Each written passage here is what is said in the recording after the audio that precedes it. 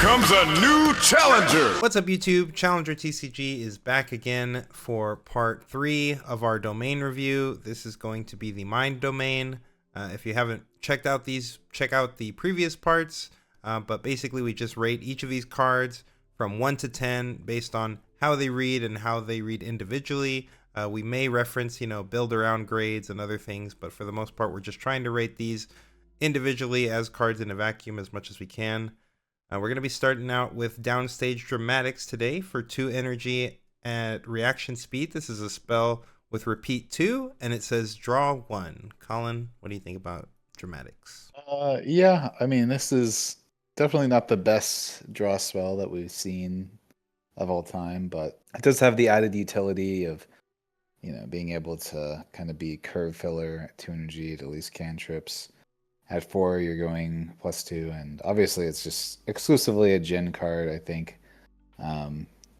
Outside of, maybe I could see a world where you'd play it in Victor. The issue with reaction-based speed is, unlike in games like Magic the Gathering, where there's always an end phase that you can react to. If there's excess energy that you would have, this game does not have access to that sort of thing, so there's no, end of turn timing window for you to play this card, unfortunately. So I think it'll be maybe played in the Djinn deck a little bit, just as cheap as you can get a 4 energy card to trigger the Djinn leader, and pretty much unplayable everywhere else. So I'll give it we'll give it a 4, I guess. It technically draws cards.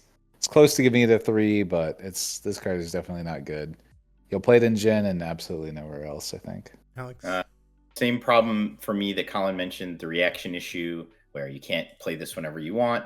I think I've said it 10 times before throughout this review. I don't know why they think draw spells have to be so expensive, but legend effects, unit effects, etc. can be so cheap. I think this card is a 3. I would be shocked to ever see this play anywhere, even in Djinn, to be quite honest. I think this card is awful. Just reaction. I think this card could be a 5 if reaction could be played end of turn like it can in Magic, but because it can't, this card sucks. Yeah, I'm about between a 3 or a 4 as well. Consult the Past is just pretty much better than this in almost every way in my mind, outside of the very niche scenario that Collin mentioned of turn 1 cantrip, so I'll give it a 3 as well. Next up, we got Dramatic Visionary for 4 energy. This is a 4 might unit with Death Knell Predict 2. Predict is like Vision, except it's going to be for non-interplay abilities, but basically otherwise it just acts just like Vision. So this is when I die, look at the top 2 of your main deck, recycle them, put the rest back in any order. Yeah, I really don't know why they had to do that. 2. Right?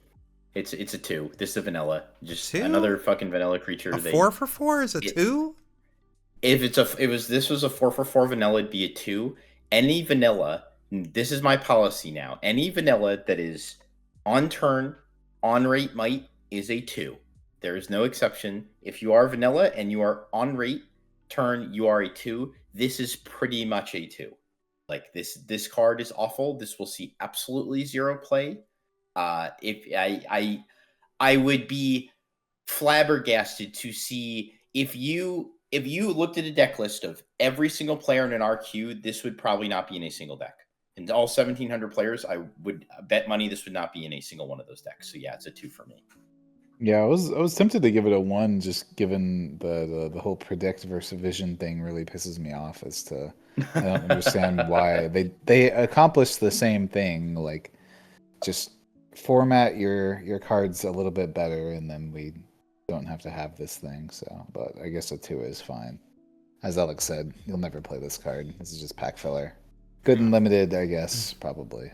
Yeah, I think this is definitely good and limited. I don't think this is too bad. I don't think it's going to be played, but I don't think it's a too bad. I think it's 4 for 4 is still solid rate with no power, and it has a line of text that will happen. The line of text will always happen. Things, if it doesn't happen and you kept this unit all game, that's a good problem to have.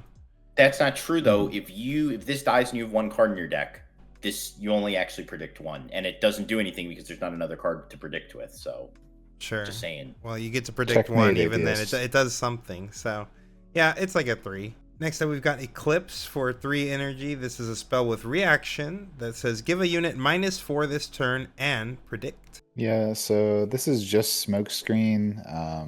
No right, power. Except instead of 1 power, it's 1 energy, which I think in general is probably worth it for every deck not named Kaisa. And if you're in Diana, which is obviously the iconic card of this, then it's essentially just like a smokescreen out of Kaisa, right? It's like the exact same thing. Because you can tap your legend to make it cost 2 energy and no power. It's even better because it doesn't have minimum 1. Yeah, it doesn't have minimum 1. I thought you were going to say predict. I'll be honest, this keyword is very, very, very bad in this game compared to other games. Like, I'll always use Magic as the reference point just because I think it's the most universally recognized, where it has the mechanic called Scry, which is the exact same thing. You just look at the top card of your deck and you can put it to the bottom. The issue with it in this game, as opposed to in Magic, is in Magic you're typically looking for either lands or spells. In that game, your runes are in your deck as well. And when you're trying to scry through your deck to look for a specific type of card, you're always looking for either like a land or a spell in that game. Whereas for us, you're always going to draw some sort of gas, whether it's the specific card you want in the situation. That's up for debate, but I just think there's a lot less value in predict and vision as a mechanic in this game based on how it works. That being said, smokescreen is still like a pretty fantastic card, and I think this will see a lot of play out of Diana. I don't know if they'll see play pretty much anywhere else. 3 energy is kind of a lot, but I'll give it like a 5. I think this card's fine. Alex? Yep, I think 5 is pretty fine. I don't have much more to add on this. I think you guys have both pretty much covered all of it. Yeah, I think a 5 is perfect for this. Yeah, I think 5 is good. I do think predict is still, even though I do understand like in Magic we're dealing with the land thing, I do think like predict is still somewhat valuable in a 39 card deck. Like you are able to see exactly what you want to see ideally, or like put 2 drops down to the bottom like that. That's kind of our equivalent of like putting lands to the bottom, right? It's like finding 2 drops late in the game and you're like, oh no, just please ship it.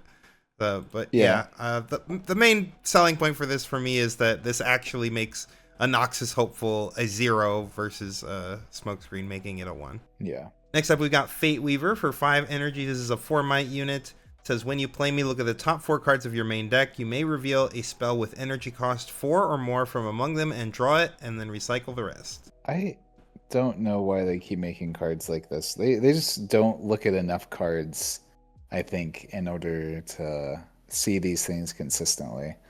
I'm going to have to pull up my hypergeometric calculator here to see exactly how many spells we need in order not for the hypogeometric. I mean, they couldn't even do this card the favor of being a 5 for 5 might. Like, I know we make fun of those all the time, but like, I don't know.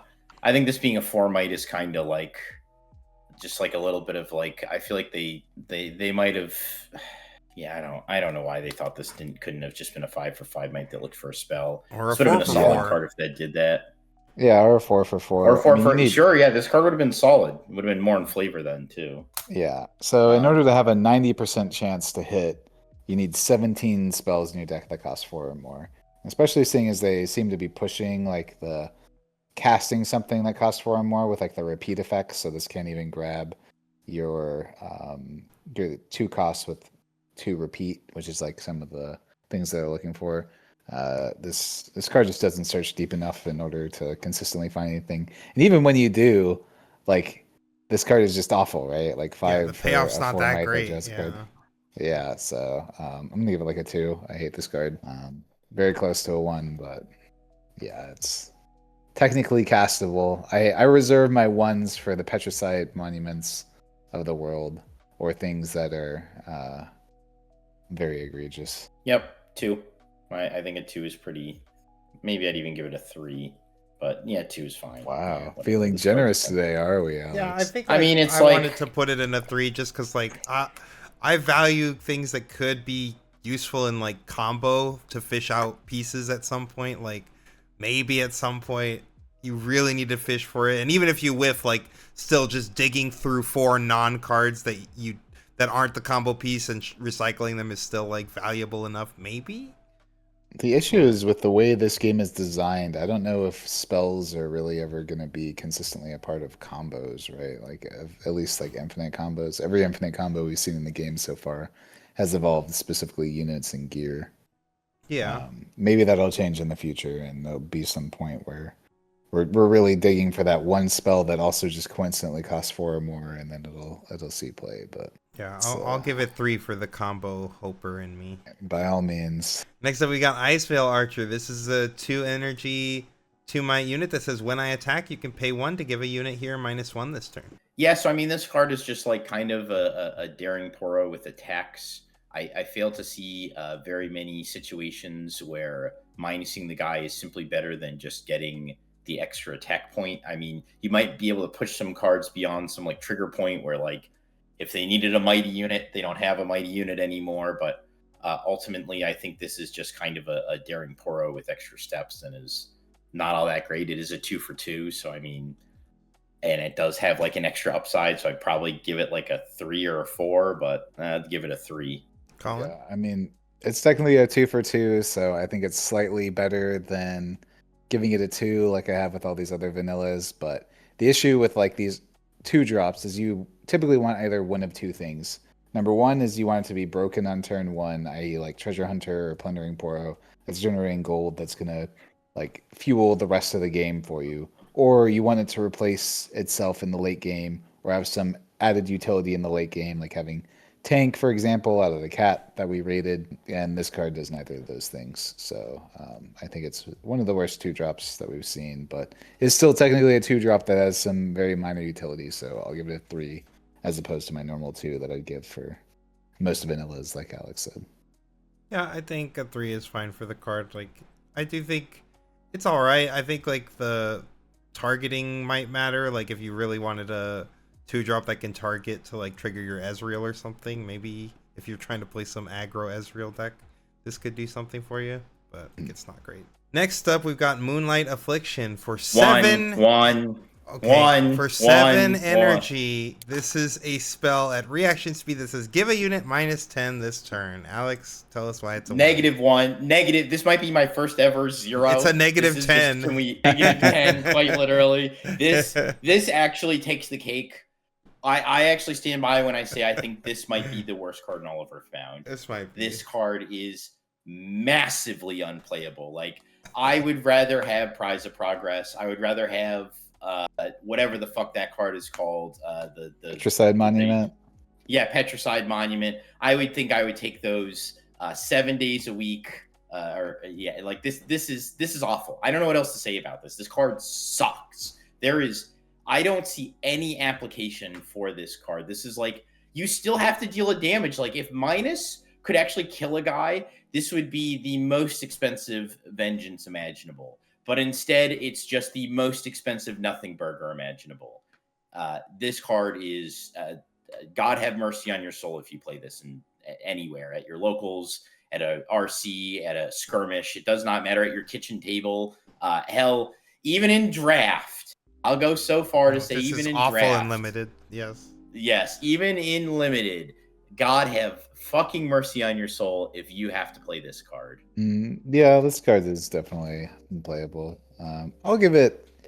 It's not as bad as Petricide Monument. I'll Stop. Say that. If you're going to give this anything higher than a 1, just disconnect right now. Good day off. Well, it was nice seeing y'all. Nah, you can give it a 1 for me. That's fine. Yeah, this card is a 1. This card is just... I just don't even know where this would ever be good. Like, just think of every other spell in the game, and like, this thing costs 7. Like, I just don't... I feel like it was like a mistake or something. Like, I can't imagine how this costs 7. Like, we just saw a spell earlier that was -4 for 3 and had like an extra ability.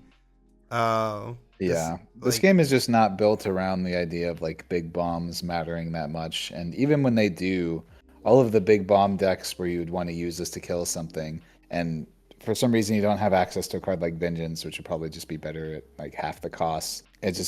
They're going to have access to Not So Fast or Guardian Angel or Zanya's or something like that.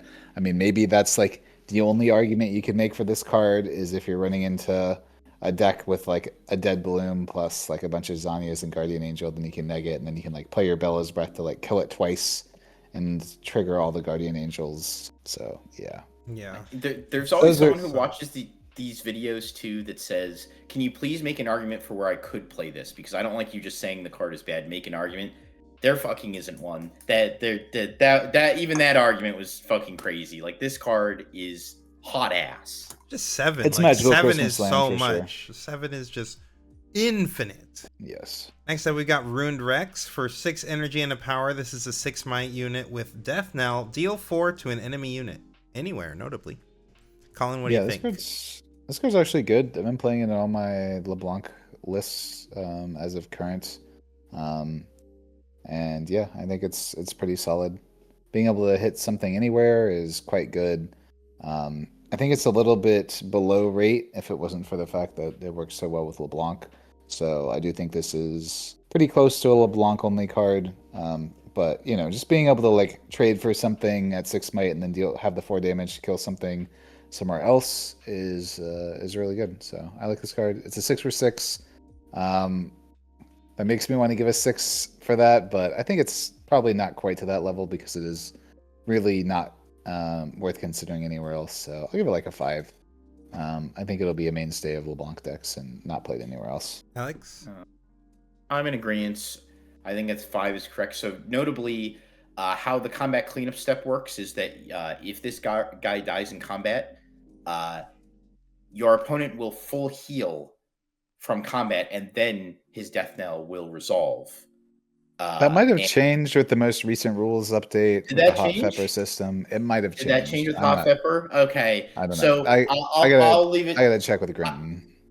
Okay, so I'll leave you with this. This is how it worked before Hot Pepper's Hot Pepper was put into effect. Was that the guy would heal before you dealt the 4 damage, and with that in mind, I would give this a 5. However, if this unit can trade up into units as big as 10 might, I would give this unit a 6 because I do think that this guy can be really good into larger decks that play larger units like Aurora. It is probably just a mainstay in LeBlanc only, but I do see this card being maybe playable somewhere, provided it can deal that 4 damage.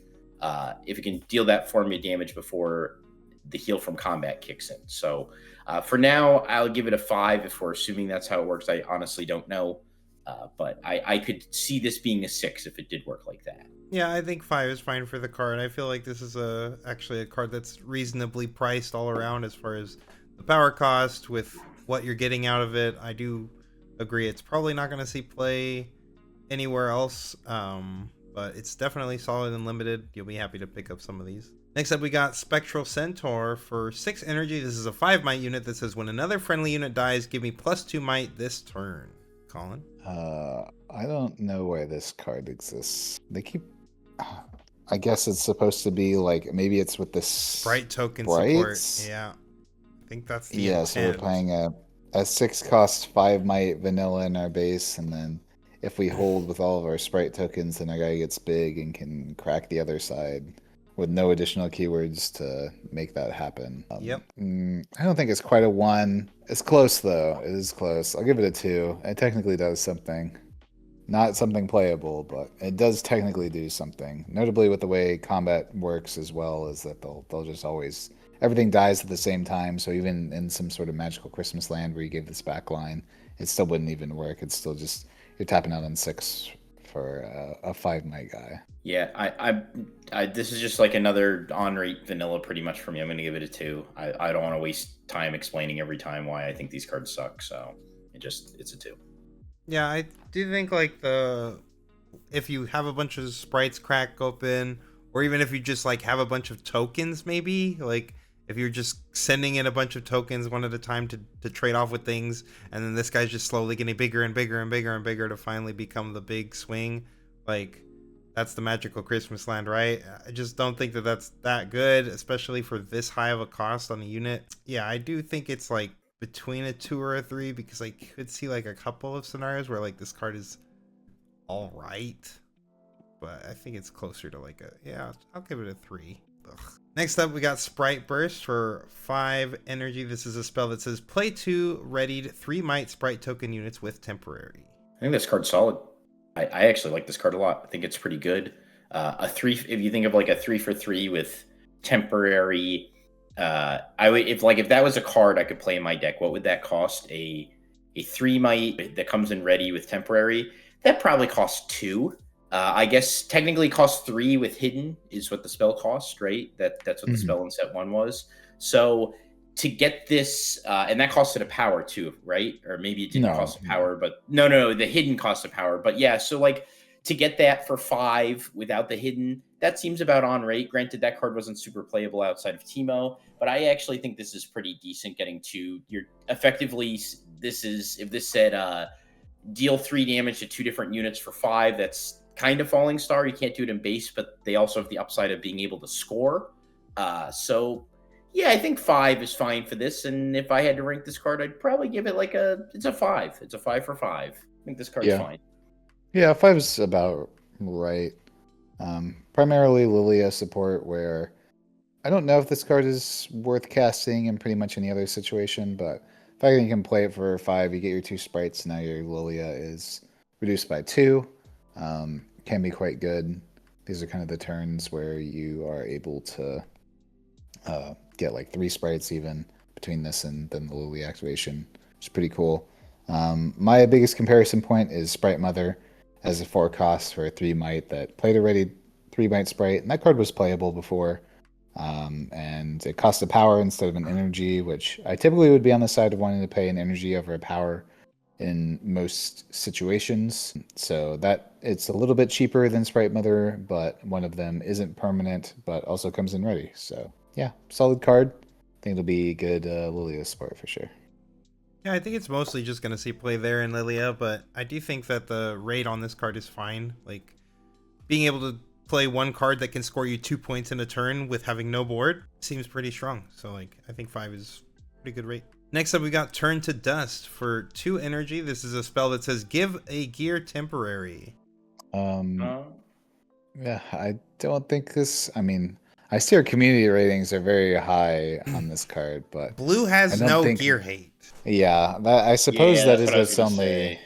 Its only utility is like the first blue gear hate that we have access to. So I did end up rating a Fury card a little bit higher because it was the first instance of this card existing, right, for the color. So the fact that this exists really does help things out.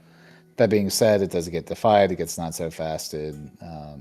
So when you're trying to target something big like an Aurora, then they typically have protection, and then if you target an equipment with temporary, then the equipment, with the way that they are currently ruled, is that if they're equipped to a unit, then they will not be sacked until they're unequipped. Same with Spinning Axe, essentially. So a very, very niche card.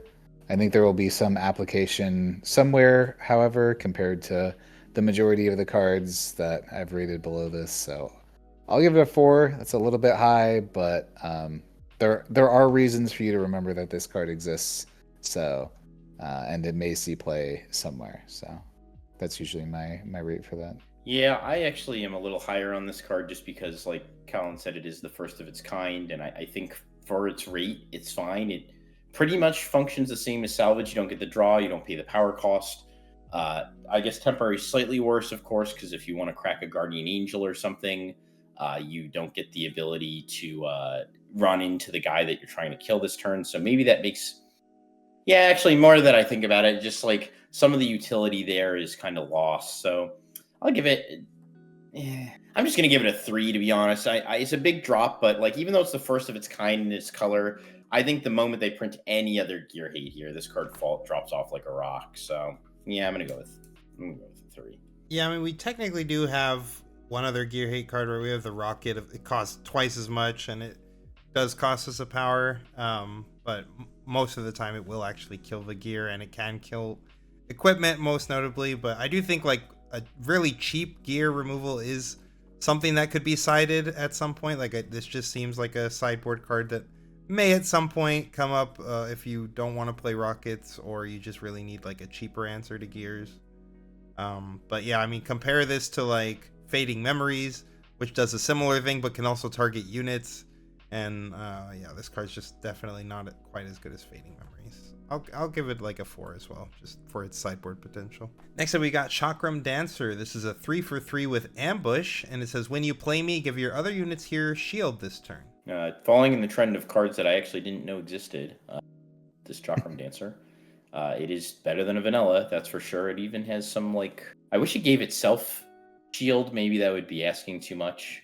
But yeah, I mean, this card is like fine. This is like another like limited filler card. It's also in a color that I don't think really wants this. I'm gonna give this card like a 4. I don't have much to say about it. It's just like there are some like times where like, yeah, you're gonna play this and it's gonna be a surprise pump, but it's going to be very rare that you're going to play this and you're going to make it so that your guy that was going to die, that between this and the guy that was already in the battlefield, that neither of them is going to die. So yeah, I don't know. Not a big fan. Yeah, I think this is not the worst combat trick in the world, so I think a 4 is fine.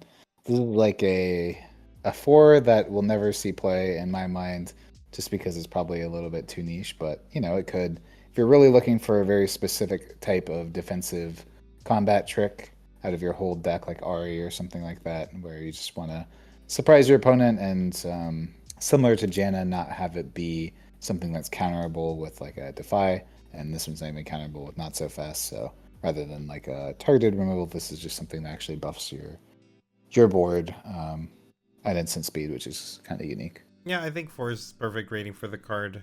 Don't really have too much more to add, but I do think Ambush is a strong line of text, especially on cards that don't cost power. Next up, we got Crescent Strike for 3 energy and a power. This is a spell at action speed that says choose a battlefield and an enemy unit there. Deal 4 to that unit and 1 to each other enemy unit there.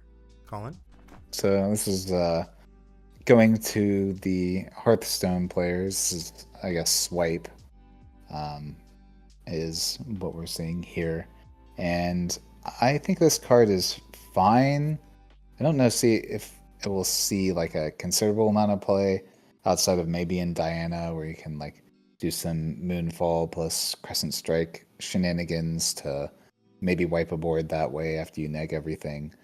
But we've seen that the 3-cost spell slot is very difficult to fill, and Void Seeker from set 1 being its obvious main comparison, and that card seeing very little to no play.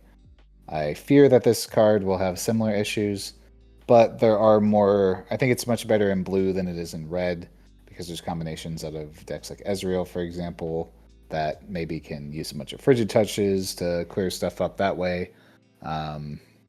So I do think it's a little bit better than Void Seeker for that reason, and you know, Diana as well will probably play some number of this card. So I'll give it like a 5. I think it's a fine card. Not the most terrible thing I've ever seen, and it has like decent utility for all the reasons I mentioned. Yeah, I do think this is a card that you're often going to combine with something else, whether that's like a Stupefy, some sort of shrink spell, Diana's signature spell. I think it's a card that is going to combo well with other things. I think it's going to play a lot better too on the games when you're on the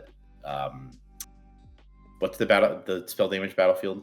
Void Gate. Void Gate. I do think it's going to play much better in games where you are on the Void Gate. And I do think, yeah, like Collin said, this is kind of a Diana card. I think it's decent. I'll go a little higher, even though maybe I'm overrating it a little bit. But I think this card's a 6. Like, I think this card's pretty solid. I think it's a pretty good role filler. I don't think it's going to stand out by itself, but I think in combination with other cards, I think this card can do some work. So, yeah, definitely in combination. Like another, obviously it would be a 10 energy play, but like this plus like Watcher can clear a lot of stuff. So it's just like another one of those cards that can combine with these big board negs like Watcher. Yeah, I like the card. I think it's like more a 5 for me, but I could see it going up depending on how much more board shrinks we get from blue. Next up, we got Deadly Flourish for 4 energy. This is a spell that says deal 3 to an enemy unit. When it dies this turn, play a gold gear token exhausted. This is just kind of it's a more expensive Wages of Pain, but it can hit the base. It does have to kill the unit too. Wages doesn't have to kill the unit. All that being said, I actually think this card is kind of good. It does hit base, which I like a lot. 3 isn't the most ideal breaking point, but it's not action speed, so yeah, maybe. I don't know. I'm gonna give this card a 5. I think the lack of action speed is pretty serious for this. If this card did have action speed for me, this card could easily be like a 6. 5 might even be high. It might even be closer to a 4, but I'll be generous and give it a 5. I think this card would actually be better if it had action speed, of course. I think having the utility upside that Wages of Pain does of being action speed. Wages of Pain can also be set, although that very rarely matters. And then being able to hit the base, of course, is nice at action speed. I don't know. This isn't that great to me. I think a 5 is fine. It is still like a removal that can hit the base. So if that's something you're looking for, it does seem worthwhile. It has to kill the guy to get the gold. Yeah, you know what? The more I think about it, this is a 4. Give this a 4. It's just there's too many requirements. It's missing too much. The more I think about this card, the less I like it. So, yeah, it's also missing hidden, missing action, like you said. So it's certainly worse than Wages in most situations. However, it is quite strong going first for the Jin deck, and quite the unplayable piece of garbage going second.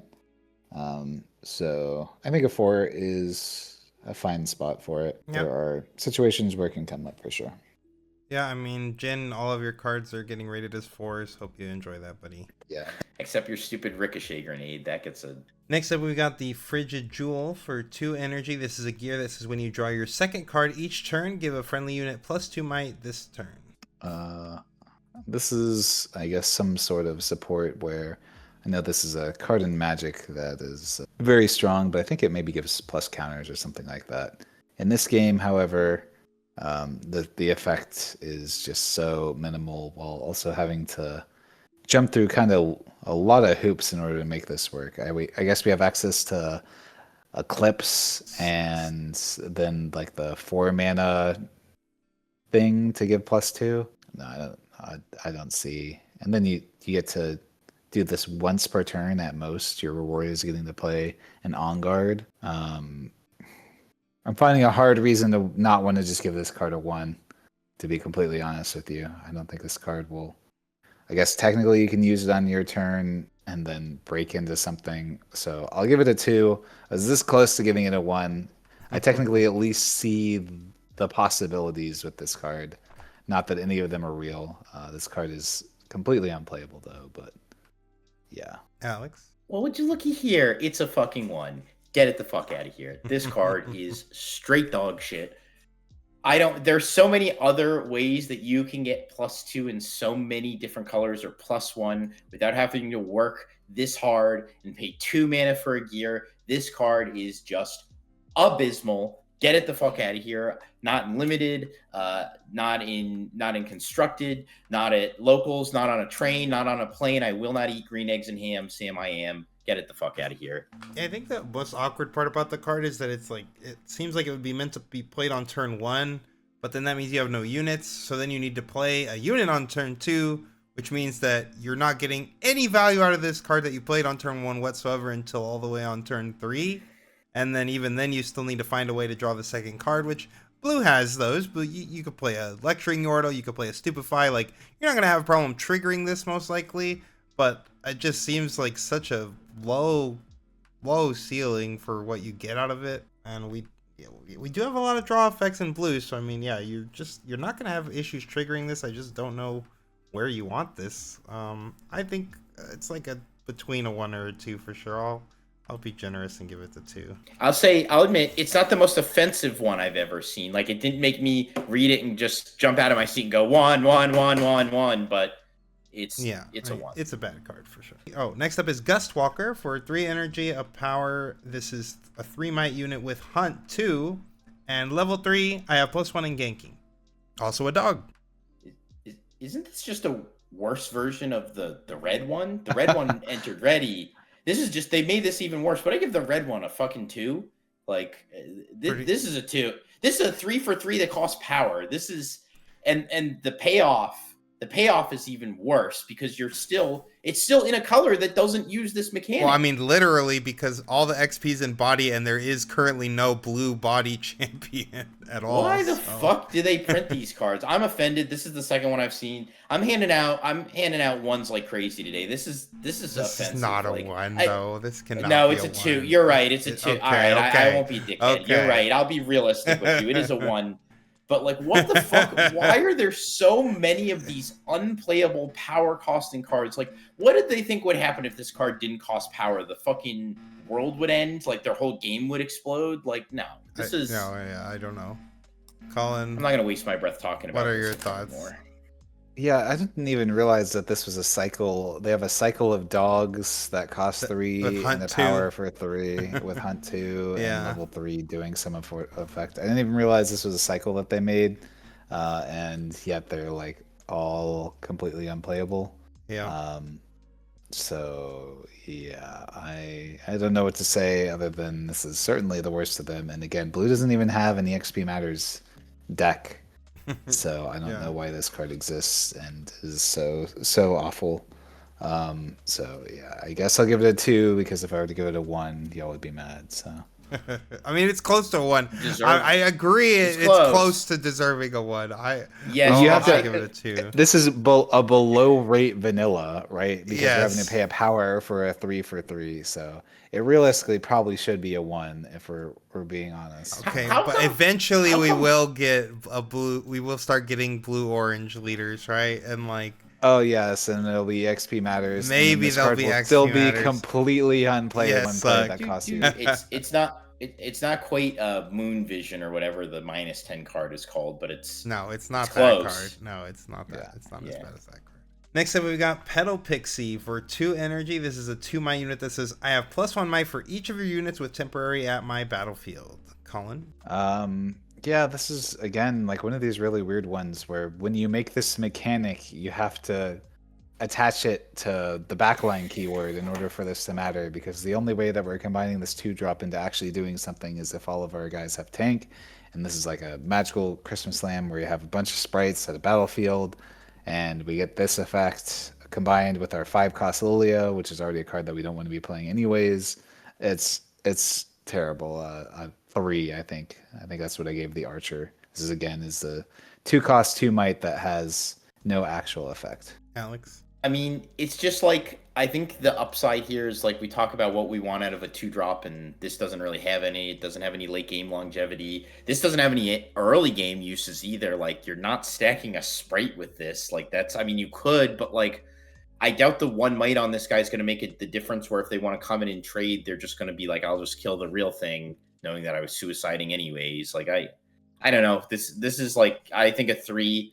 It's still a 2 might 2-drop that has an effect, so I think a 3 is the baseline, but this is dangerously close to a 2 might for 2 vanilla. Yeah, I don't have much to add, but I think a 3 is appropriate as well. Next up, we got Soul Shepherd. This is a 5 energy 3 might unit that says your token units have +1 might. So when this card first got previewed, I said this might be the worst card they've ever printed. I played a little with this card, and it is not the worst card they've ever printed. It's not much better, but it's a little bit better than I initially gave it credit for. There are actually almost no ways to perma-anthem your tokens or any of your units for that matter right now.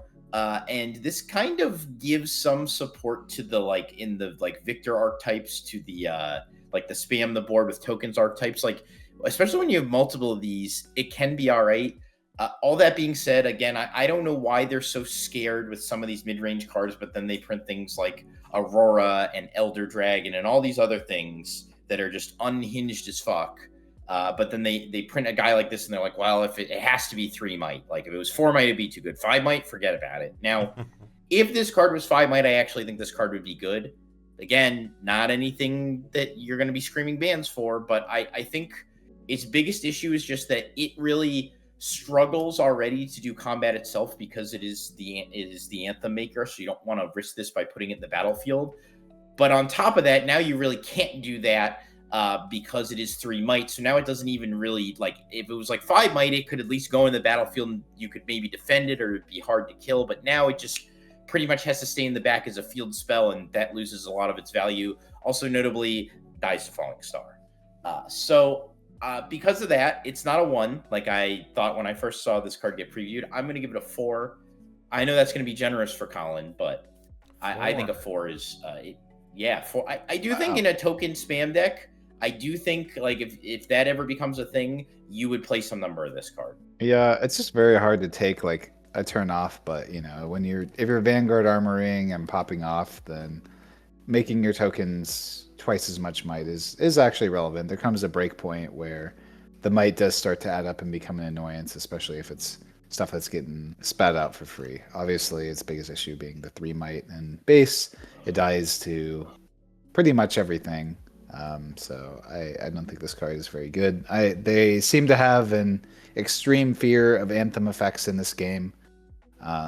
So I'll give it a 3. I do see some utility, and I did see Alex play against me, and it almost sort of kind of mattered once, I think. So almost, sort of, kind of. Yeah, I think it's more in like the 3 range for me. Like when I first read it, I did think that the Anthem effect was pretty good, but the stats on this are just so bad. Like, I think this could have been a 4 for 3, and I still would have been sad that it dies to Falling Star, but like, I feel like it'd be more justifiable, or a 5 for 4 so that it didn't die to Falling Star. 5 for 5, as Alex said, would actually probably make this a good card. Next up, we got Sprite Fountain for 2 energy and a power. This is a gear with temporary. It says when you play this, play a ready 3 might Sprite unit token with temporary to your base, and then Death Knell.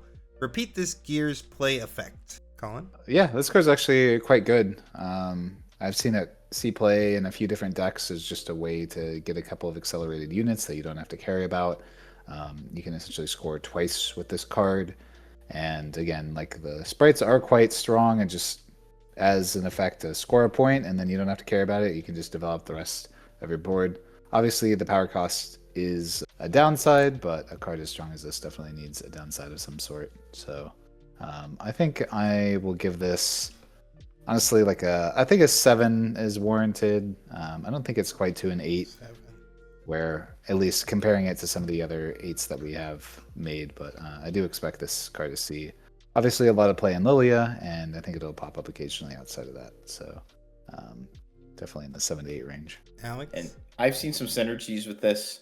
One of the common ones is one of the guys I've tested with a few times mentioned that he was considering this in Kaiser with Detonate, which I think is pretty nice for 3 mana and 1 power. You effectively get a 2 for 2, make 2 Sprite tokens, draw 2. I actually think that's pretty solid. There's some other synergies, though. I saw a Victor deck that was playing this with Jace. I was even trying that out a little bit myself. So on your 6th turn, you can go play this, play Jace, make a big thing, make 2 Sprite tokens, clean up, make the 4 body. So, like, if you go, like, the dream is, like, you play this, you play Jace, you make the armory, you make 2 Sprite tokens, you make 3 tokens and the Jace in the back, and you're, like, looking pretty solid. I do agree with Collin. I think this card is solid. I think it's got a lot of utility. I think it's got a lot of synergy because it's a death rattle with things like I said, Jace, with Detonate, with other cards in the future that might see us sacrificing a gear for some benefit. I'm going to give this card a 7 as well. Love this card. I think it's great. Yeah, I think 7's fine for the card. Maybe I'm just slightly less big on it than you guys, but I do think that the card's very, very good. I do like the Detonate idea. That's definitely where my head's at with this card the most. Next up, we've got Diana Lunari for 3 energy. This is a 3 might champion unit. When a showdown begins here, you may pay 1 energy. If you do, predict, then reveal the top card of your main deck. If it is a spell, draw it. Yeah, so this is pretty much solid. This is like one of the upper echelon of 3 for 3s.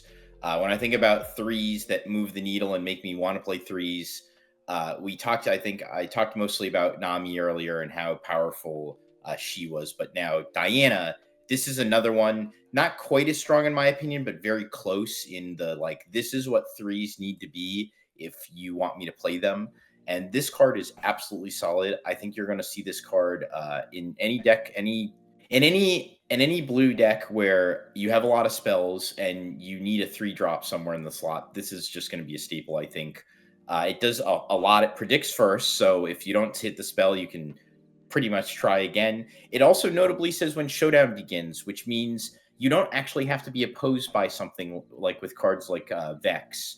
You just need to have her enter combat, try to conquer somewhere, or have someone come in against her, which is moves the needle a lot in the playability of this card, because I do think a lot of the times you are going to be entering her into an empty battlefield. So overall, I think this card is great. You can repeat it. Of course, it's not just like a one-time thing. If you move out and you go to another battlefield, you can use it. You can use it if you ride the wind. Just there's a lot of applications for this card, but it is like effectively a draw engine off a 3-drop. I think this card is solid. I'm going to give this card an 8. I think this card is really, really good. Yeah, I'm not quite as high on this card as you are, just because I think in a lot of these Diana decks that you'll be playing this card, or it will get its effect. And obviously, it's made to work with her, as you can notably use your legend ability to activate this. But I do think it's a very, very solid card in one specific deck, right? So for that reason, I'll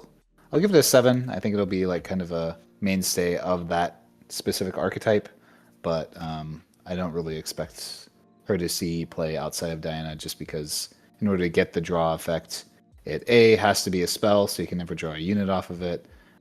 B, you have to pay the extra energy, which is definitely a detriment if you're in any deck other than Diana, and yeah, it also just you have to actually hit, so there has to be a spell in the top 2, right? So yeah, that's I do think Ezreal decks are very similar too, though. Like if it's anything like the Ezreal deck from last set, it'll fit right in there. I do think as you see more spell blue decks going forward, like I could even see a world where a Victor spell deck might want to play something like this. I don't think this card is totally lost into any deck that can kind of just protect her and keep her alive and conquer and kind of just hit and run with her to keep drawing cards. I really think there's some value in this card elsewhere. Where that's going to be remains to be seen, but maybe I am overestimating her a bit, but I think this will see play in more than just Diana. Yeah. I mean, there definitely is some merit to it, especially because of the way that it works, right? Is that when you send her in, you get the trigger on your turn, and then your opponent has to send units in to her again, so you'll get the second trigger. But it's just very energy reliant, I guess. But if you're looking for like an engine as a centerpiece to protect with all your spells matter stuff, then I think she's a prime candidate for that. Yeah, I think like the extra energy comes in. We're usually building for even cost curve anyway, right? Because we want to be going first in this game all the time. So like we're optimizing for even. So like on the odd curve, if you play her turn 1, you usually have that extra energy up anyway. Like yes, Diana does feed the extra energy, but like I'm usually just gonna have one up more likely than not, unless I like played a stack deck or something. So like I could just pay the 1 and then play my 4 or play my 2/2s or whatever.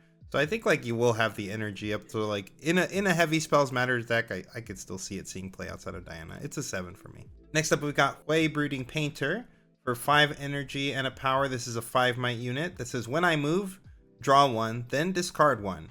Then do the following based on the discarded card's type.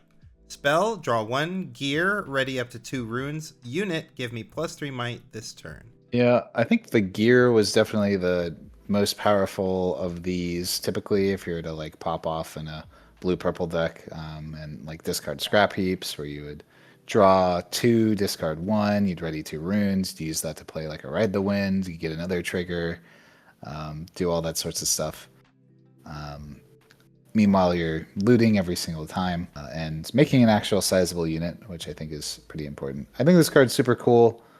I don't know exactly where it'll exist yet, but as for 5s for 5 might that also cost a power goes, I think this one is pretty solid.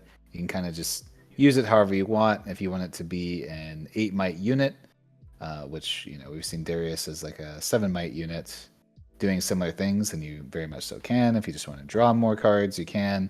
If you are playing gear in your deck, then giving you the extra energy is quite nice. I don't know if this will see play and just mine decks. I think you need something else that's going to give it a lot of movement, notably probably purple, or maybe the occasional green deck has a couple of movement cards. So I think it'll Doesn't feel exactly like a mind card, but a mind card that will work well with your second color. So I will give it a 6. I think it's a cool card. I really like the design of this card. I don't know if it'll see any play, but I'm hopeful. Yeah, and I think for me, this kind of exemplifies what a 5 for 5 has to do to even get a good rating. I do think this card does a lot, and on paper it reads very well, but it's still like it does cost a power. It is still kind of a slow 5 for 5, but like Collin said, this is like a 5 for 5 that does something real. It does something very real, in fact, and it's still only getting a 6 here. I do agree that I'm not sure where the home for this is yet, but again, these cards that have a movement-based text and do things like untap ruins, do things like draw a card, I fear with them that at some point there is going to be mostly the ones that make mana, like this, like Jin. I do fear at some point there is going to be opportunity for some sort of like infinite combo. So I do worry not having a limit on these types of cards, where like there might be a way where this can just move endlessly forever. Because you are getting mana off of its movement. Granted, this one does have to discard something, so it's a little more restricted. But I still think this card is solid. I think a 6 is more than appropriate. I think this could be better. I just, like Collin said, I don't really know where this goes just yet, especially since its best one requires you to discard a gear. So yeah, it's hard to. I guess spell you draw cards. You are plussing it is like a pseudo herder. You get a loot then a draw, but I'm not 100% sure where this is going. Yeah, I mean, I think that just based on the way the card reads, like you guys said, like if we can get this in kind of like how we have that Jin loop where he's just going infinite forever, moving around back and forth and back. If we were to do that with this card, I mean, you could easily see your whole deck and like theoretically have maybe not true infinite mana, but like a lot of extra energy to just like, if you could just keep moving back and forth, you're plussing it whenever you're pitching spells, and you're plussing 2 energy whenever you're pitching gears. So like, yeah, I could see this being some kind of degenerate combo piece at some point. I think the effect's really strong. I'll give it a 6 as well. Next up, we got Keeper of Masks for 2 energy. This is a 1 might unit with hidden. It also has temporary and says when you play me, play 2 reflection unit tokens here. They become copies of me. So the coolest use of this card was that with the Gutter Palace, you could flip it and have 4 guys on the battlefield with 1 guy. But with the new rules, Gutter Palace doesn't actually create a trigger anymore if you're not meeting its requirement. So you can't do that unless you have some other beginning of turn trigger, like another temporary that might be dying.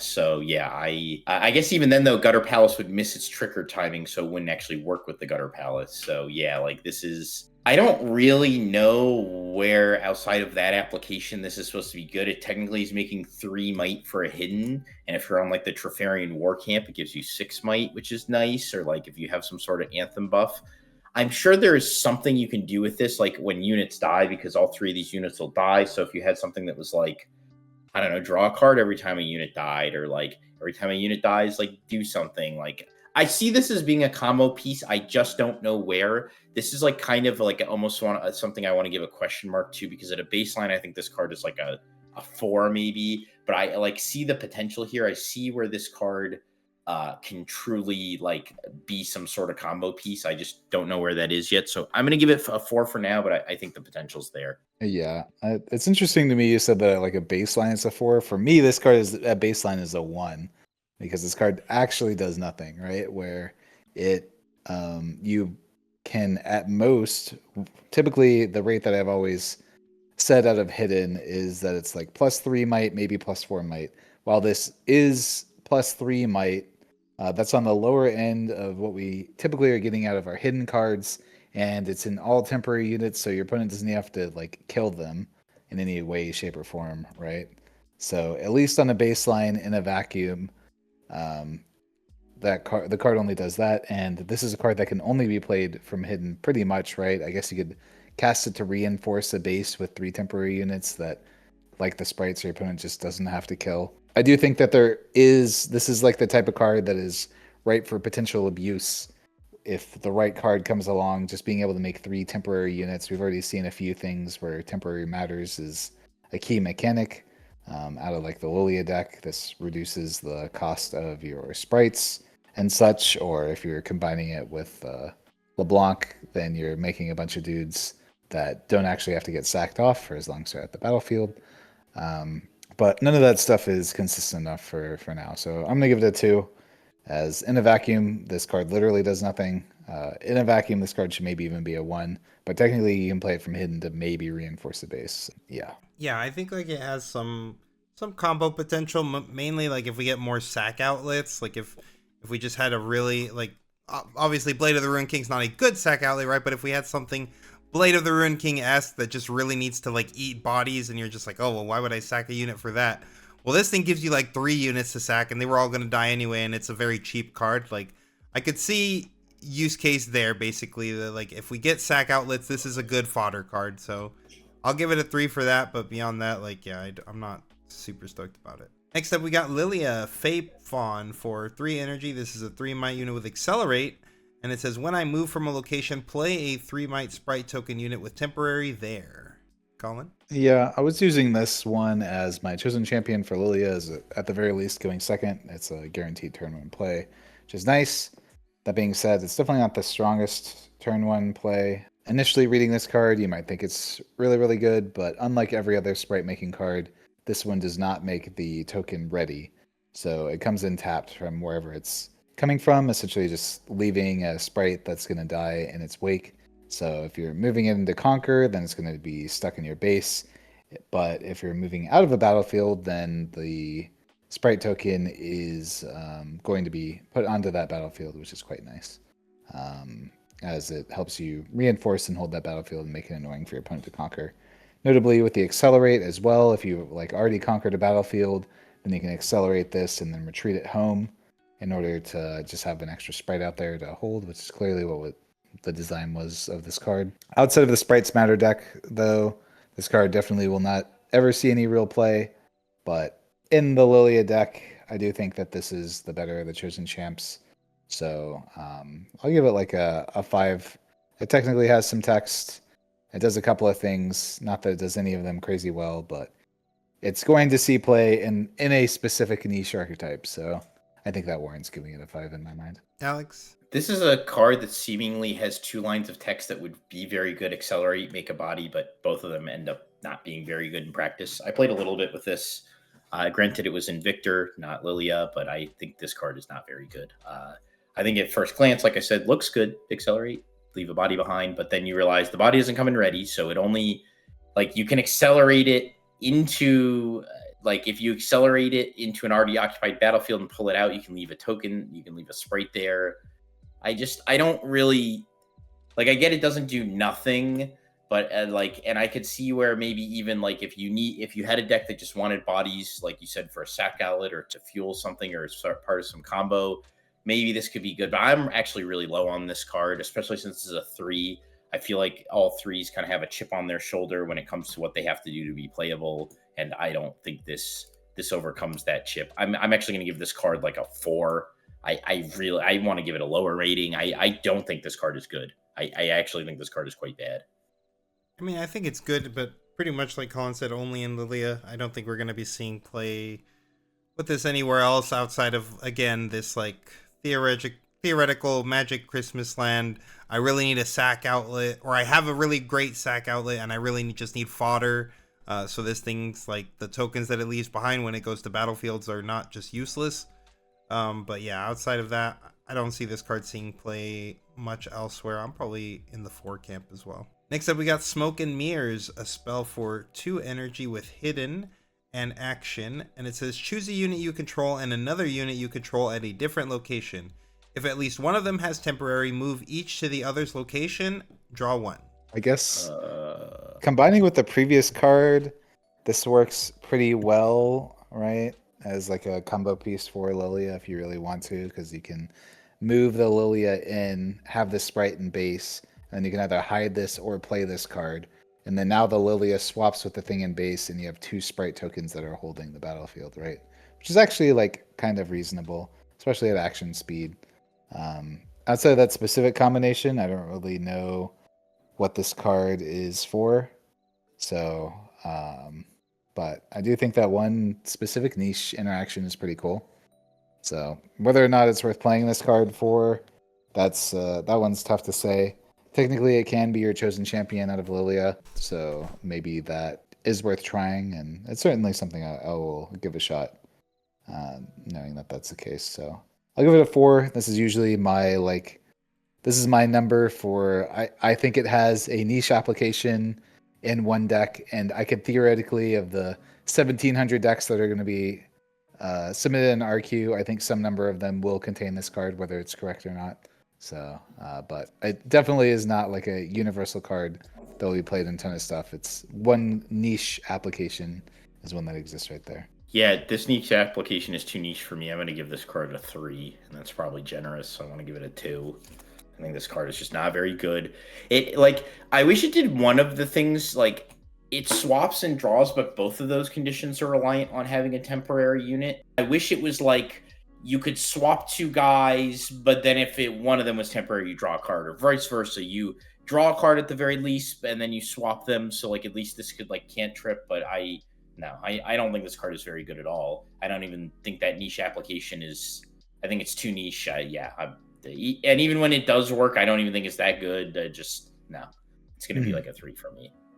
Yeah, if it wasn't for the fact that it was a chosen champion combo, then I definitely would agree. But yeah. I think this also still has some potential niche application in Leblanc too. So I don't think it's just completely a ruined card or anything. You're always going to have temporary units out of Leblanc, and this can help you swap stuff around if you really need to keep a specific unit alive, and just throw one of your temporary guys where it was, and it replaces itself. So I think the card's okay. It's more in the 4 range for me. Next up, we got Sprite Queen for 7 energy and a power. This is a 6 might unit that says, when you play me or at the start of your beginning phase, play a readied 3 might Sprite token unit with temporary to your base. Collin? Yeah, this is kind of the boss monster of the Lillia deck, and it's not a terrible one. Once it's established, then you're just getting a free Sprite every single turn, which is pretty cool. And the fact that it actually does something on the turn it comes out is also quite helpful for the card. It does want to kind of sit in your base, though, in order to generate as much value as possible. So you are it almost feels like a gear more so than it does anything else that can be hit by removal. But it's felt decent and every time I played it, especially because it then reduces the legend ability every single turn, right? Because you're just going to always have access to these sprites. So I do think that it doesn't really have much application outside of that. So I'll give it a 5. I think it's fine. Comparing it to Sprite Mother, where 3 more energy for 3 more mites, and then it also triggers every single turn. So take that for what you will. But a fine card, just not one that will be universal. Yeah, I'm in agreement with the 5 rating. My 2 biggest gripes with this is, one, like Collin said, a lot of the time this has to stay in base to reach its true value, and the issue with that is that it only has 6 might, so it dies a singularity or a single falling star. And then it doesn't have deflect, so there's nothing even to make them pay for trying to target in the back. I think this is a card that could have easily had deflect and it would have been warranted, or it could have had 7 might and it wouldn't have made much of a difference. But I think that tiny little knob that's missing there actually holds this card back a lot. I think a 5 is appropriate. I like this effect. I've liked this card so far when I've played it in Victor. I think it's a good card. I just think this is premium singularity target. This is the most premium. You ever have to tap out with this and having another real unit on the board, and it's just the most premium singularity. So, yeah. Yeah, I think I've played against the card a little bit, and I was pretty impressed with it. I think 5 is a good rating for it. Don't have too much more to add, but yeah, this is basically Blue's. What's the card? This is basically Blue's Vanguard Armory, except, yeah, it's on a body that actually is vulnerable. Next up, we got Sump Works map for 2 energy. This is a gear with reaction and temporary, and it says, when an opponent scores, draw 1. Yeah, this card is terrible, I think. I guess it can draw 2 for 2 if they're going to double score, so in that regard, it's, not the worst. It is reaction. But I think this card is I guess it can be a 2 for 2 draw. Maybe on a turn where they're going to double score, that's fine. I guess in some sort of combo deck where you just wanted to sit back and do nothing, maybe this card is actually okay. You can just sit back and actually just get a 2-for-2 draw, which is like, again, that's what I think draw should cost in this game. I know they overcost all the 2-cost draw things, but like 2 mana to draw 2 is like, that's probably a little above rate. Like 3 mana to draw 2 is probably like where I would say it's the nice equilibrium where it's like, well, I probably don't want to play this, but I could play this if necessary. So like this card is like probably fine. There's probably a deck that does want to play this, like a slow combo deck that will play this at one point when they have Aurora, when they have a blue-orange and you can play Aurora in your orange decks, provided it's not banned by then. I could actually see where maybe this card makes the cut because it does just draw 2 a lot of the time. They do have to score in the same turn, though, which a lot of the times they're going in, holding, pulling back. I guess because there's no window to play this when they hold, right? So like there's no window to ever play this if your opponent gets a hold. No. Yeah, that's so what I was going to makes say, and I was going to rate it very, very low for a warning. Yeah, because you can't ever do this when your opponent on a hold turn. So yeah, that does make it a lot worse. So yeah, because of that, then unless they have a hold effect, but even then it would actually be after they've already scored for the hold, so it won't matter, right? Because if they had a hold effect, they already scored. If a card said when I hold, they already got their score, so you can't react. Yes, correct. Mm-hmm. So yeah, then this card's pretty terrible. Actually, yeah, I would give this card like a 2. I just not being able to do it when they can hold is pretty bad. I didn't even consider that. Yeah, I would give this card a 1 because it is that bad, but just because it's also like a draw card that comparing it to a card that we already don't want to play. From earlier, that's the 2-cost draw 1 with repeat. That's also at reaction. That card's just pretty much strictly better than this card. This is very rare that your opponent's going to be in a position where they're just like double scoring against you, and then you get to draw 2. Ooh, very, very cool. Very, very magical Christmas land. But maybe in the future they'll have some way to like remove the temporary off of this card. And then it can just be like a permanent thing that's just like you're drawing a bunch of cards over the course of the turn or of the game. So I'll give it a 2 instead of the 1, which anything that's rated a 1 is just like I'll never think about this card ever existing ever again. But this card I'll at least remember exists. Yeah, it's a 2 for me. I don't have much more to add. I do think the card is pretty bad. Next up, we got Zillian Time Mage for 5 energy and a power. This is a 5-mana unit that says once each turn, if you would play a token unit while I'm at a battlefield, you may play that token and an additional copy of it instead. Alex? I think this card is actually, when I read this card, I thought this guy was really good. I stand by that. He's probably a Leblanc card. Maybe he doesn't fit in there, but I promise you, if this guy isn't good yet, at some point, this guy will be good. I just like the ability to dupe tokens, especially with a deck like Leblanc that is already making copies of existing cards. Like I think this guy could very easily get out of hand. I do think this card is a combo piece, and I do think it will see play at some point somewhere. And I think the potential ceiling on this card is super high, even if it is super niche. I'm going to give this card a 6. I know that probably seems really high, but I just think there's so much potential in a guy like this. Just being able to potentially fill some sort of combo role, or just even spamming out tons of tokens in combination with the Leblanc that takes their temporary away if you're in Leblanc. I think there's something here. Even like in Victor with just the what do you call it? The Vanguard Armory. Imagine if you're like this guy, activate Vanguard Armory, move in on like the Veiled Temple, capture the Veiled Temple, untap, activate it again, make 6 more, or make 6, or he's already at the other battlefield, you conquer the Veiled Temple, now you make 12, I don't know. I think there's some potential here somewhere. I don't know where that is yet. Yeah. It does know that it says an additional copy. Yes. So you're just making 1 additional copy it's of plus whatever 1. it You're is, not so. doubling. But it doesn't say tokens. It says if you would play a token unit. Yes. So does it make an additional copy for each token? Yes, for each token. But if you have 2 Zillions at a battlefield, it won't make 4. It doesn't double and then double. It just goes to 3. It's just plus 1 every time, right? Yeah, and it's So once you per can't turn. ever- It says once So each if turn. I too. have Oh, I see. So it's once each turn. If you would play. wait, I saw. So does it only work for once- 1 token? Yeah, That's where what I'm confused. that's what I'm reading. Because it says a token. I just assumed it was every time you made a token. It just says Yeah. it's an additional copy. You may play that token and an additional copy of it. Oh, this is Okay, this so is much worse. yeah, this then. card's terrible. Yes. Yeah, wow, that's much worse. I mean, I still think there's I still actually think there's like a combo filler here, where in Leblanc now the victor role is definitely out the window. But I think in Leblanc there could still be this could potentially be a combo piece. But I'll drop it to a 5, knowing this. I did see the once each turn, but I just assumed this was for each instance of creating tokens. So like with a Vanguard Armory, it would still dupe all 3 of them and then not work anymore. But yes, okay, I guess if that's how it works, and I still think this card has a role somewhere. I just don't know where that role is yet. Yeah, this card is very confusing. It may even work with Vanguard Armory specifically because that's like one activation of playing 3 tokens at the same time. Right. So maybe it would count that as like your one turn of playing all these tokens, and then all of those. Well, it says instead it's a replacement. It's a replacement effect. That's so weird too. Why does it have to be a replacement? Why doesn't it just say make an additional copy?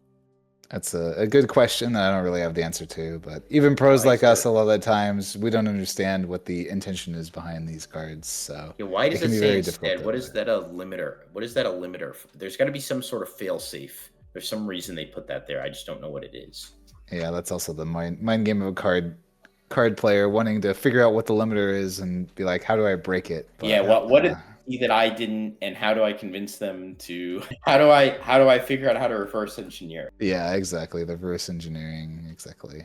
The way this card currently works, this card I think is terrible. 5 for 5. I don't even think this card really works in LeBlanc the way that they clearly wanted it to, because the way LeBlanc works is it's either on conquer or on hold is when you're getting the duplication. So when are you going to be able to get this guy to a battlefield? Like if you conquer a battlefield and then try to play this on top, then you would have to like also conquer the other side in order to use this guy once, and you're playing a 5 and a power for a 5 might when we could just be playing like Machine Evangelist or paying 1 more extra energy for a Rex. I don't really see it. I'm going to give it a 3. I'm a hater. What can I say? Yeah, I do think that the card is pretty restricted. The at the battlefield is really just the kick in the pants for this card. Like, if this thing could just be a base doing what it's doing, like, I actually think this card would be really, really strong. But the fact that it's at a battlefield specifically is just like, he has to be at the battlefield. It's just not good. But I do think, like, if you pull this off, there could be some crazy combo where you copy you make some crazy token or some copy of something that if you have 2 of that, it would be really busted, and maybe there's some like crazy combo at some point. Next up, we got the blue sentinel for 4 energy and a power. This is a 4 might unit with shield 2. It says your hold effects for holding here trigger an additional time, and when I hold, add a power at the start of your next main phase. Yeah, this card's pretty cool. I like it. As just a way to produce a bunch of power over the course of the game. You're getting 2 if this guy ever holds, and he's also just a 4 for 6. I don't know if we really have any blue hold decks that are particularly meta. Obviously, Ari, I think, is the only exception I can really think of, so maybe this card will see some play in that, but it does have some pretty big shoes to fill in that Sona slot, but I could see a world where you're doing both of these things. You're getting all the power to play your singularities or whatever else that you want to do out of the Ari deck. So I think it's a cool card. I really like the design of it. I think that hold effects are very difficult to pull off in this game, but it having the additional shield too is quite good. Obviously, the power cost there is going to hurt it quite a bit, but at least it's a card that's generating you more power if it's able to do what you're trying to do with it. So I'll give it like a solid 6. I don't think this card's anything game warping, and obviously it can combine with other hold effects as well, but those are typically Magical Christmas Land sort of things. But there is some really cool stuff you can do with this as well, with the battlefield that says on hold. Right, you get you can pay 4 power nexus, I believe, to score a point. So you could like combine this with that to only be paying. I guess you only get the power at the beginning of the main phase, but you could get 2 power nexus triggers and score 2 additional points, which would be pretty cool. So I think it's got some cool applications. So a solid 6 for sure. Alex. Yeah, I mean, my biggest issue with this is like, I mean, if this had been in Vex colors, it would have been great, but unfortunately, it's just in a color that I'm not sure a hold is really applicable. And I mean, this card is solid. It's loaded 3 lines of tech, shield, trigger hold effects again, get power. But again, like multi-holding is even rarer, especially like trying to hold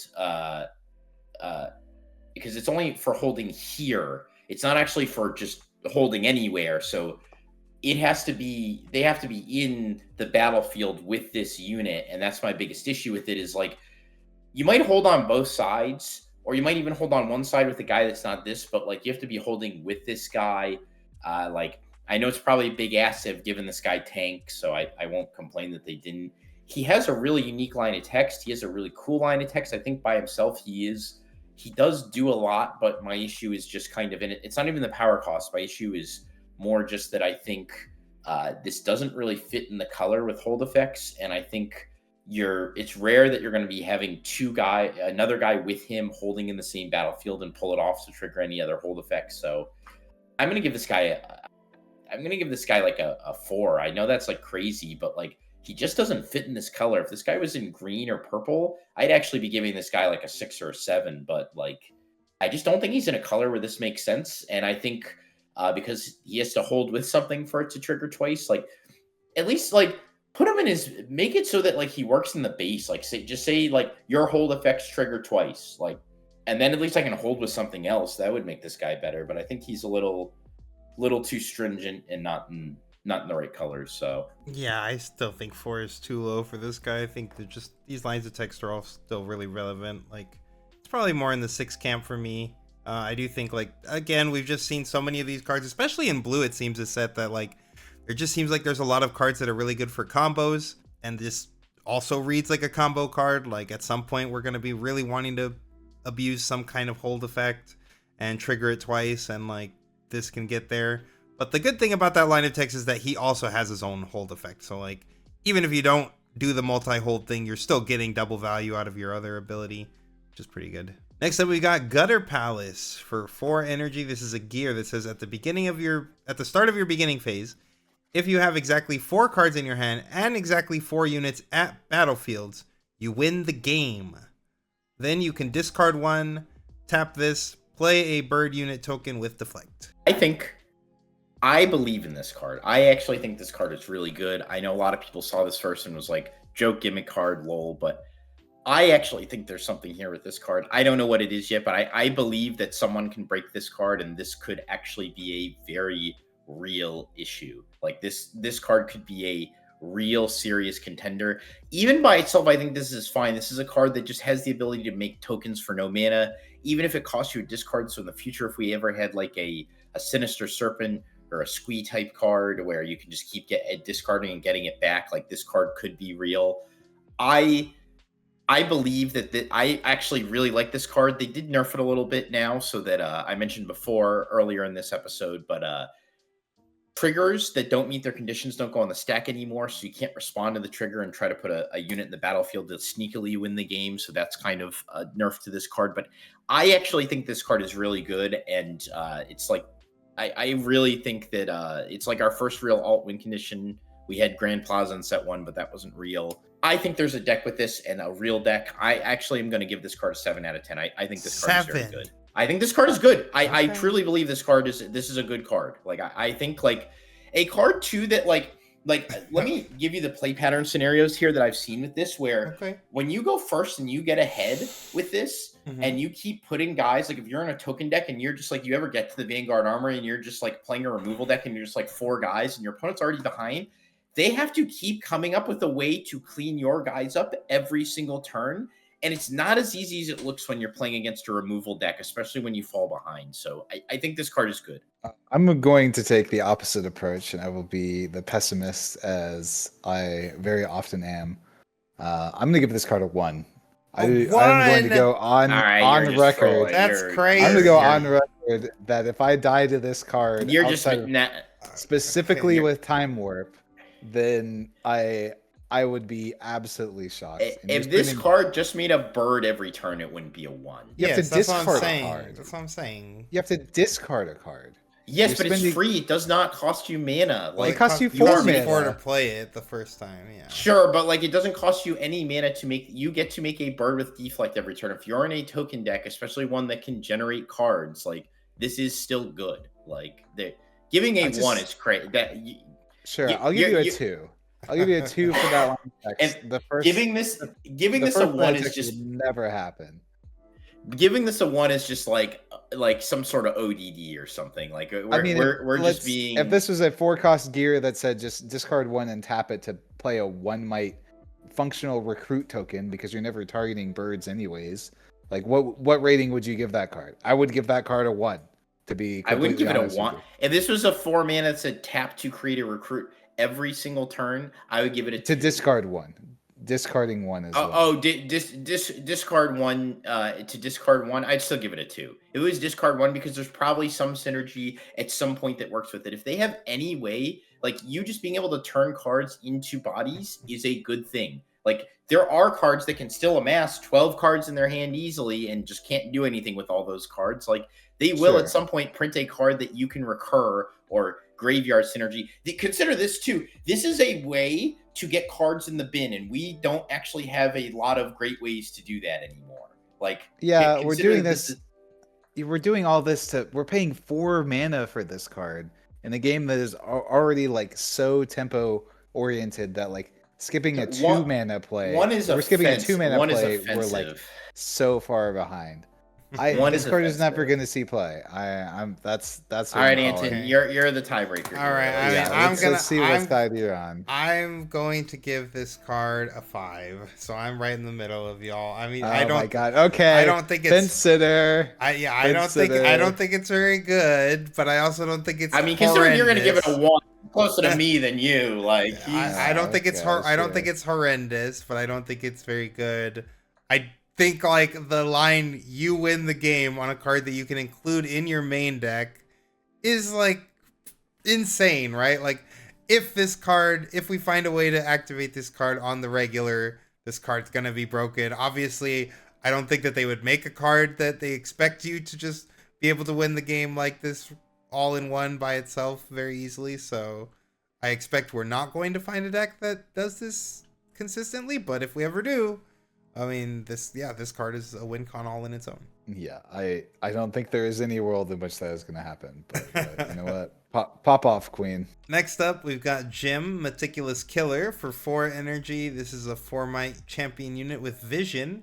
And it says, if you spent 4 or more to play a spell this turn, you can pay me for a mind power. Yeah, this card's pretty good. It's just like kind of anything that discounts itself is typically going to be pretty strong. We saw Miracle decks existing where Nocturne was one of the most annoying cards to be played out of them, where it was just like as they were randomly playing their deck anyways, then they would just drop this card for free, and it was like, oh, now I got an extra 4 might worth of units that I need to deal with, which is quite a lot. Obviously, I think it'll see play in max quantities in the Jin deck, and I think it'll see play outside of that as well. I think this card's very, very good. I do think you still have to build around it a little bit, so it's definitely not going to be seeing play in every single Mind deck, but in a lot of them, I think you'll see it at max copies. So I'll give it an 8. Really good card. Alex? Yeah, I fear that this could bring like the second coming of miracles with like in a purple deck where you have Rasa, you have this, you have Nocturne. Like I do think they should be real careful, like thinking that powers this there needs to be energy cost on these things. Like you have a mana system for a reason. You're always trying to bypass it. Like there needs to be some sort of energy cost associated with these power costs, because I do think you can easily run into the issue. It even has vision too, which is like kind of like plays into that style of the deck anyways. They like this card gets like a fake draw. So like I do think you need to be careful, especially if you're printing, like if you print like a 4-cost card that's like look at the top 5 or something, add 2 to your hand. Like they kind of already have that, it's just in the wrong color. Green has the repeat, look at 3, find 2 units, like stuff like that. So they just need to be real careful with cards like this. And I am going to give this, I think this card is also, I'm going to give it a 7. I don't think it's quite neat. Like, I think it's like in the same vein as Nocturne to me, which is, it's like a 7 card. It's just like another free unit. Like, I think Rasa is like an 8. When I think of Rasa, that guy's an 8 just because it's a little bit better than this is. But like, this is nothing to sneeze at by any means. I do think this is. I do think this card is very solid, and I think it has a lot of play, especially in the Jin deck. Yeah, I mean, I think this card is better than Nocturne, so it's more of like an 8 for me. I feel like Nocturne is a lot more inconsistent. Like, this is a Nocturne that I'd actually... It's not a brick if I draw it. Nocturne is always a brick if you draw it. This guy, if you draw it, you're like, okay, I could still play this for 1 power. Like, it's still a free guy in my hand. Like, this is just a free guy. In my champ zone, this is a free guy. Like, I think this is much better than Nocturne. For sure. And finally, we have Leblanc, Everywhere at Once, for 4 energy. This is a 4 might unit with backline that says your temporary effects at battlefields don't trigger. I mean, I'll let Collin talk about this one, but I think this card's broken as fuck. I think this is one of the best cards in this color. This might be the best card in this color. Yeah, this is definitely one of the best cards, even in the set too, just combined with the LeBlanc Legend. Obviously, in a vacuum, it doesn't do a ton, but the fact that they give it backline and that she can stop her own temporary trigger means that you conquer with LeBlanc, you discard, you make a clone of this card, and now that thing is something that they have to actually kill. You just have 8 might that's sitting there. It's very, very difficult for your opponent to deal with. And I think this card was a little bit of an oversight, especially with the LeBlanc Legend. I don't think it's like super ubiquitous and is going to be played in everything. You know, I think it's really only for that, and then also out of the Lillia deck because it does work with Sprite tokens, and because it actually has backline, where a lot of the cards we've seen in this set were asking for that mechanic on a lot of these like hold trigger centric things. It can be a pain to deal with. So I'm going to give this card a 9. I think this card is going to be very meta warping. If it was the type of card such as Crisis Survivor that'd be played in everything, I would probably give it a 10. But because it'll just be format warping for a couple of specific decks, I think it has to just be a 9 for me. Yep, I agree. This is a 9. This is probably the best card in this color in this set. This card it's the 4/4 champion with no power cost. It has a relevant stat. And if it only had backline and was a 4/4 chosen champ and its other line of text didn't matter, this card would probably still be a 6. But its other effect is just like absolutely busted as all hell. Especially in the LeBlanc deck, I think this card is insane. Yeah, it's gonna be a 9 for me as well. Yeah, it's hard for me to want to give this a 9, not because it's not broken in the LeBlanc deck. I think it's a 10 in the LeBlanc deck, but I just think it's like not very good elsewhere. Like maybe the Lillia deck wants this, and it's like maybe okay there, but I do think it's more like an 8 for me. That's not to say that I think that 9 is crazy to give it. I just do think it's super niche and like it's only going to go in like 1, maybe 2 decks. But yeah, I mean the cards. Yeah, I do agree with you there. I actually moved mine to an 8 too because I do agree that it is a little stringent where it's able to be played. So maybe knowing that looking at it in a vacuum more, yeah, I think an 8's more appropriate. I do agree. And yeah, the card's insane anyway. The card is definitely insane. For sure. And we're just gonna save this so we get our final ratings. If you guys want to do reviews like this, check out the link down below in the comments where we have links to this tool. You and your buddies can come and do your own card ratings. You can use that in your content, whatever you want. This was developed by the Mage from our Discord. He's an awesome guy and he wants everybody to have access to the tool, so check it out. LeBlanc ended up being card number 1, followed by Jin, followed by Sprite Fountain. And our bottom 3 were Moonlight, of course, because this card is the worst, into Dramatic Visionary and Sump Works Map. So yeah, if you guys disagree with any of our takes, let us know in the comments below. If you like videos like this, then subscribe to our channel so you can see more. We will see you guys with the next part. See you soon. Challenger TCG is now powered by TopDeck.gg. TopDeck.gg is the tournament software you want to be using when hosting any tournament. It has instant pairings, a robust mobile app, integrated payments, and an easy-to-use interface, all for just $12 a month. You can get a free 14-day trial right now if you want to try out the software and use promo code CHALLENGER for an additional month free of charge. If you decide you want to keep the software, use promo code CHALLENGER25 for a 25% discount off your yearly subscription plan.